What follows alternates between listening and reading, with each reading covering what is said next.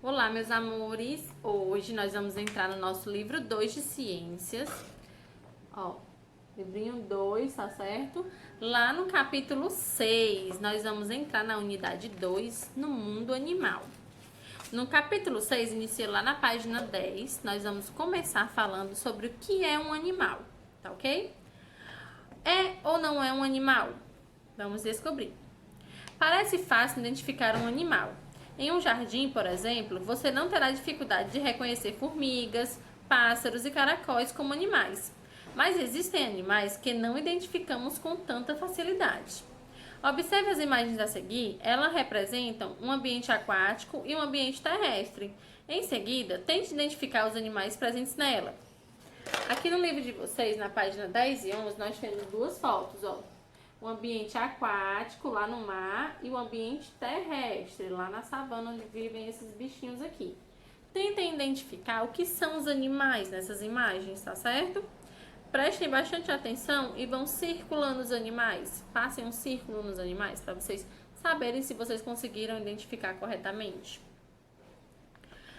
E olhem também se tem alguma planta nos dois ambientes.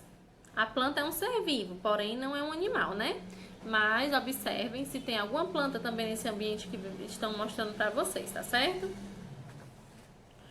No livro de vocês, vocês têm aí essas duas fotos.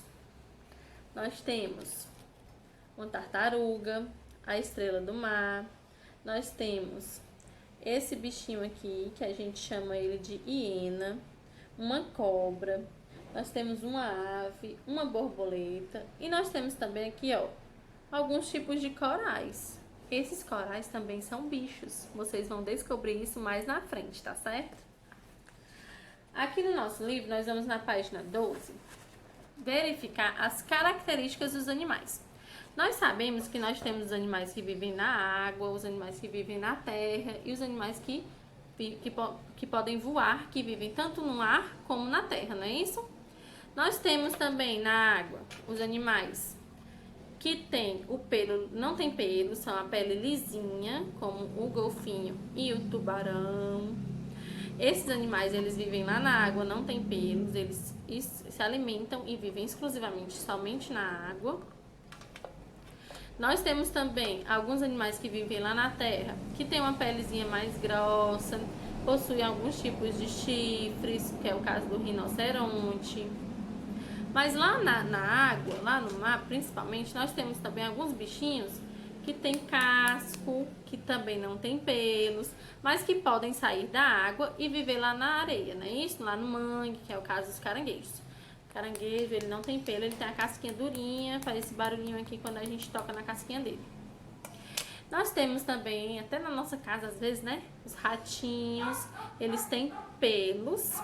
E eles se alimentam exclusivamente na terra, eles moram exclusivamente na terra. Os ratinhos, eles são cobertos por pelos.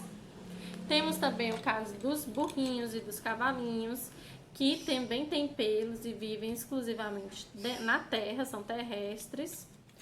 E temos o nosso amigo de jacaré, que ele tem um casquinho muito grosso, a pele dele é muito grossa. Tem esses bichinhos aqui em cima, ó. E ele tem uma boca muito gigante e muitos dentes, né? Mas ele pode viver tanto na água quanto na terra, o jacaré, tá certo? Agora eu vou ler para vocês o nosso livro na página 12. Características dos animais. Os animais podem ter tamanhos, formas e cores diferentes e variar quanto à forma de se locomover e de se alimentar. Eles podem ser encontrados em vários ambientes e são divididos em dois grupos. O grupo dos animais aquáticos, que vivem na água, e o grupo dos animais terrestres, que vivem na terra. Em um ambiente gelado, podemos encontrar pinguins e ursos polares.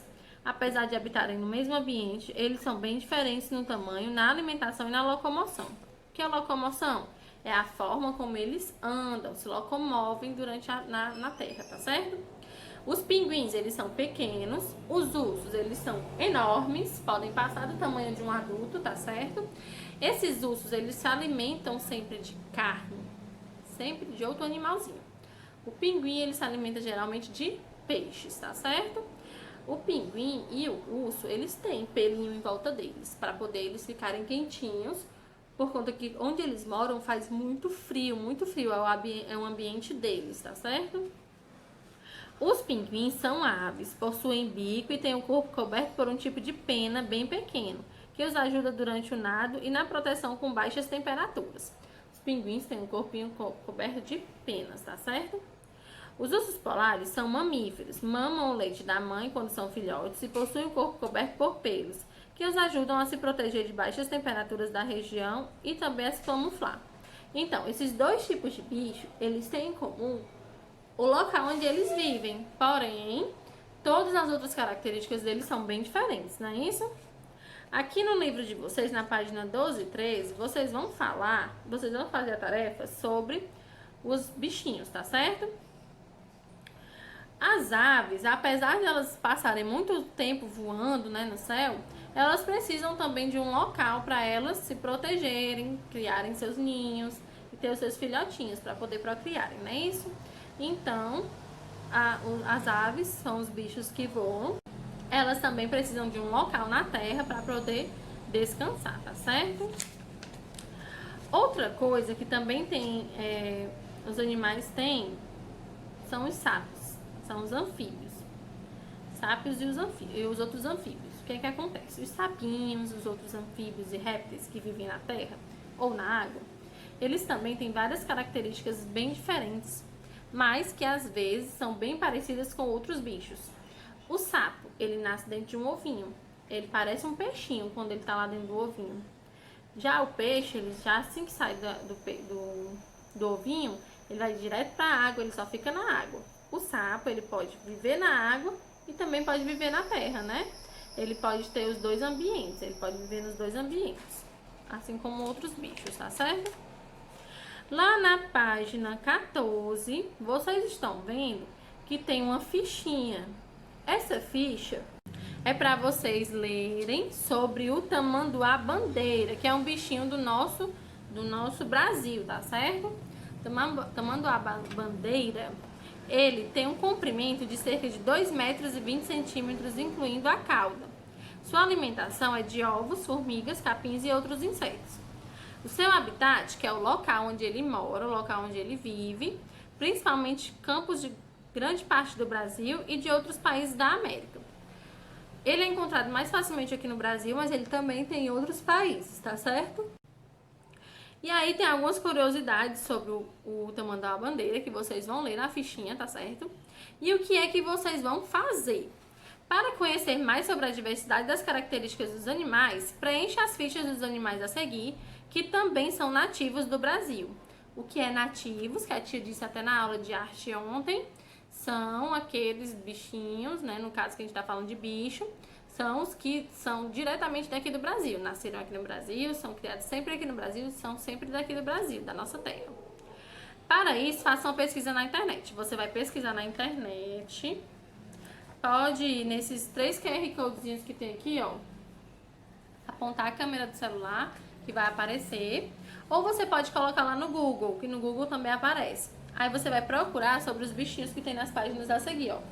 O aranã, o tuiuiu, a rã flecha azul. Vocês vão pesquisar sobre esses 3 bichinhos, escrever as características deles, locomoção, o habitat, o comprimento, a alimentação e alguma curiosidade, tá certo? Agora nós vamos para a parte das características que diferenciam animais das plantas.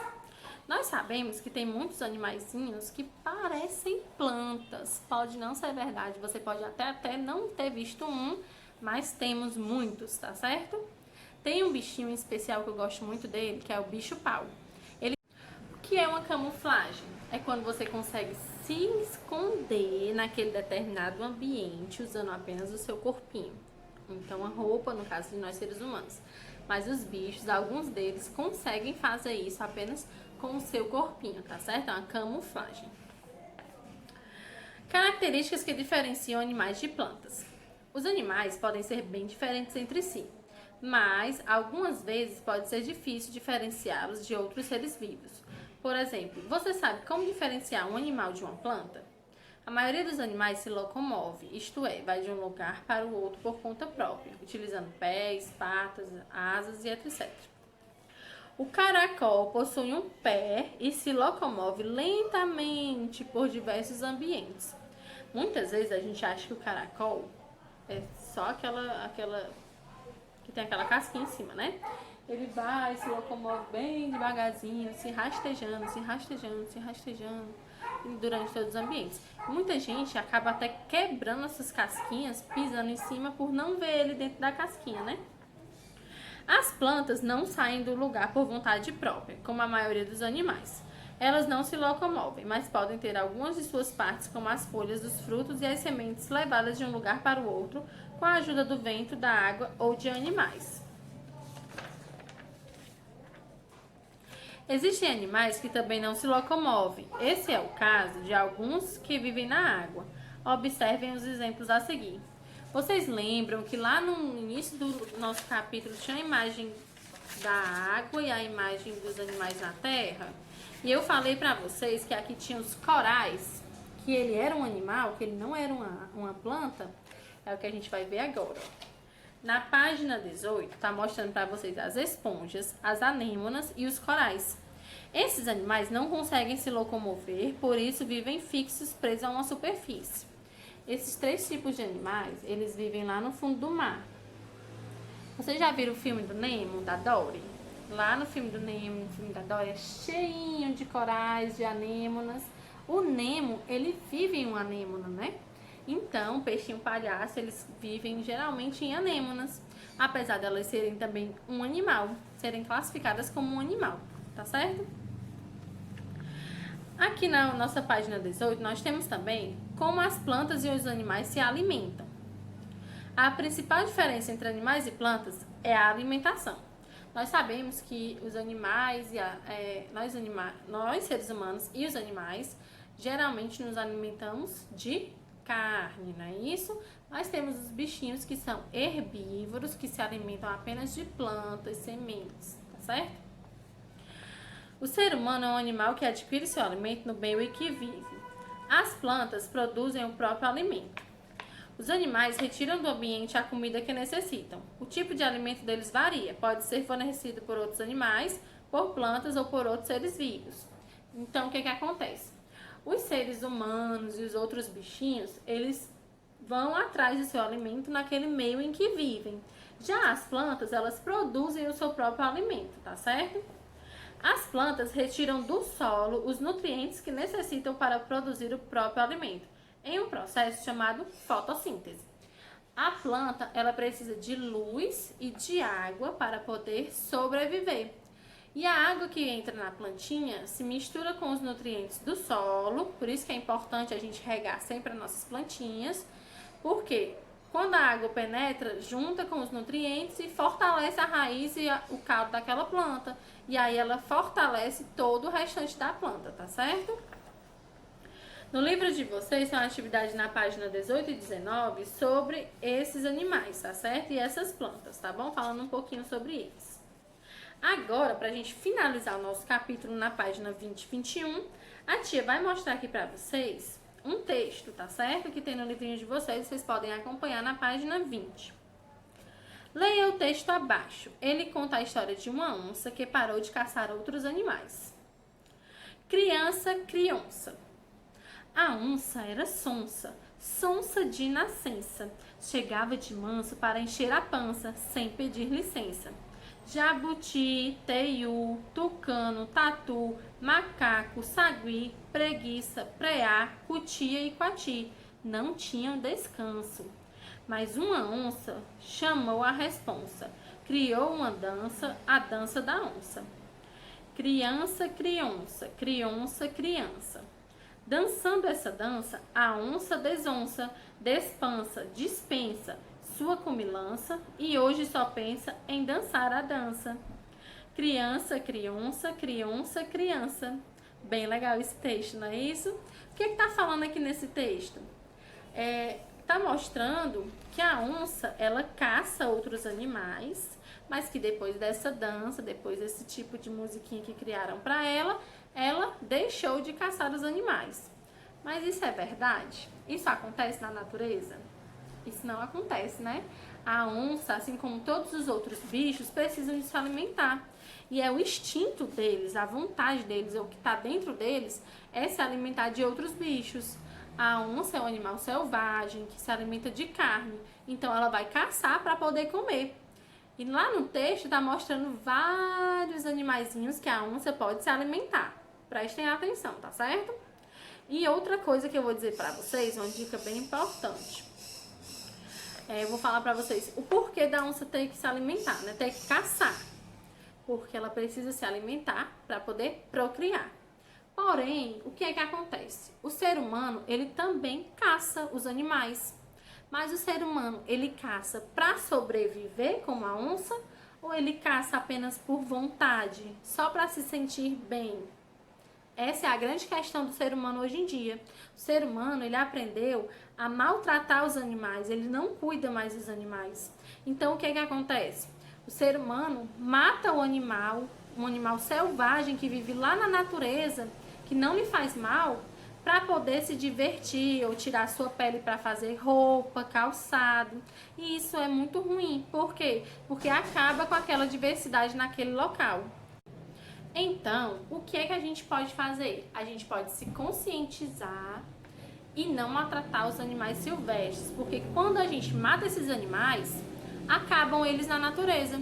Hoje em dia, os tigres, vou dar um exemplo para vocês, de que os tigres que existem em determinado país, tem mais tigre preso em cativeiro e nas casas das pessoas, porque alguns países permitem isso, e isso não é uma coisa legal.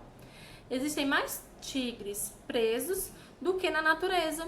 E isso não é o certo. O certo é os animais viverem livres, não é isso? A gente consumir mesmo apenas o que fosse necessário e evitar comer o máximo de outros bichinhos que a gente pudesse. Porque além de transmitir várias doenças, que hoje em dia a gente está vivendo uma pandemia, a gente está em casa, isolado, em isolamento o mundo inteiro, por conta de doenças transmitidas pelos animais, isso acaba também com a nossa saúde. A nossa saúde é prejudicada. Então, tudo isso, todo o ambiente que a gente vive é interferido por conta de o excesso que o homem faz contra a natureza e contra os bichos. O excesso faz mal. Tudo que é em excesso faz mal. Então, a gente tem que se conscientizar desde que a gente é pequenininho, para poder a gente ter um futuro melhor, para a gente poder ter um futuro com mais bichinhos soltos na natureza e mais felizes, e a gente também viver em harmonia com a natureza, tá certo? Gente, nosso capítulo termina aqui no Para Ir Além, na página 21. Eu quero que vocês leiam esse texto, tá certo? Em casa. Prestem atenção no texto, que é um texto bem bacana, falando sobre o risco de extinção dos animais, tá bom? Espero que vocês tenham gostado dessa aula de hoje. Tá bem tranquilinha a aula. Até a nossa próxima aulinha de ciências no próximo capítulo, tá certo?